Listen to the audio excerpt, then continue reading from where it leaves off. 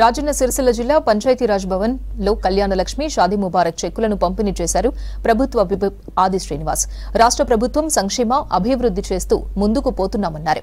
ప్రజలకు ఇచ్చిన హామీలన్నింటినీ నెరవేరుస్తామన్నారు. పేదలకు మరిన్ని పథకాలు అందేలా కాంగ్రెస్ ప్రభుత్వం కృషి చేస్తుందన్నారు.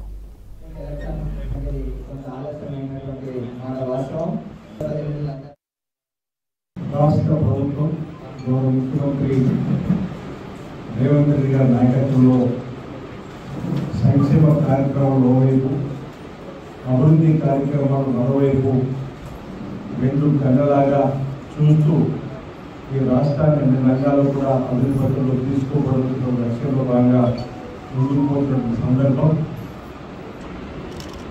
కొండలకు, కోడలకు, వాగులకు, వంకలకు, రియల్ ఎస్టేట్ వ్యాపారాలకు సంబంధించి పోయినటువంటి భూములకు లేదా దారులకు ఇవ్వకుండా ఎవరైతే క్షేత్రస్థాయిలో రైతులు వ్యవసాయం చేసుకున్న వారికి మనకి సూచన కూడా వస్తుంది.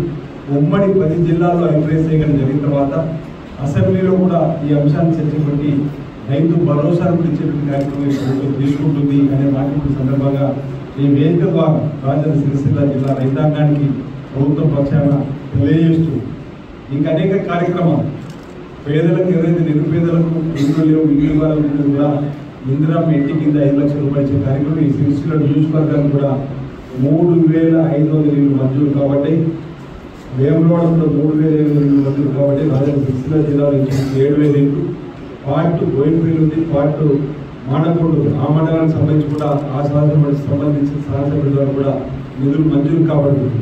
ఎవరికైతే ఇంటి స్థలం ఉంది, ఇంటి నిర్మాణం చేసుకుంటూ ఉంటే 5 లక్షల రూపాయలు, దళితులైతే గిరిజనులైతే 6 లక్షలు ఇచ్చే కార్యక్రమం. ఒకవేళ ఎవరికంటే ఇంటి స్థలం లేదంటే కూడా వారికి ఇంటి స్థలం కూడా ఇచ్చే కార్యక్రమం కూడా ఈ ప్రభుత్వం చేయాలని చెప్పని నిర్ణయం తీసుకునే మాట సందర్భంగా తెలియజేస్తూ రాబో రోజుల్లో మరింత మెరుగైనటువంటి విధానాలు ప్రభుత్వం తీసుకుని వస్తుంది, ముందుకు పోతున్న మాట ఈ సందర్భంగా చెప్తూ